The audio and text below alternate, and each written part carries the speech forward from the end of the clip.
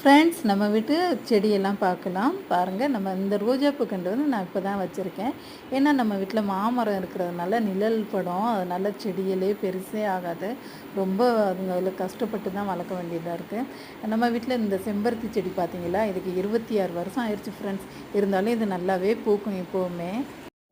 ஆனால் ஃப்ரெண்ட்ஸ், இந்த செம்பருத்தி செடியில் டெய்லி ஒருத்தர்கிட்ட வந்து கம்படி வாங்குது ஃப்ரெண்ட்ஸ். அவங்க வீட்லேயும் நிறைய பூத்து குலுங்கும். ஆனால் அவர் வந்து சாமிக்கு போடுறதுக்கு நம்ம வீட்டில் இருந்து தான் கொண்டுகிட்டு போவார். டெய்லி கம்பு கொண்டாந்து அதை அடித்து எல்லா பூவையும் கீழே விழுத்தாட்டி பறிச்சுட்டு போவார். எப்போவாச்சும் நாங்கள் பார்த்தா பறித்து கொடுப்போம். பறித்து கொடுத்த பிறகும் அடித்து தான் அடிப்பார்.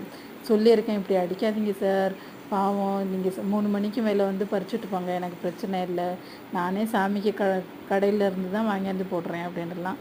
ஆனால் கேட்கவே மாட்டார் ஃப்ரெண்ட்ஸ். எனக்கு மட்டும்தான் இப்படி நடக்குதா? எல்லாருக்குமே இப்படி தானே ஃப்ரெண்ட்ஸ்? சொல்லுங்கள் கொஞ்சம்.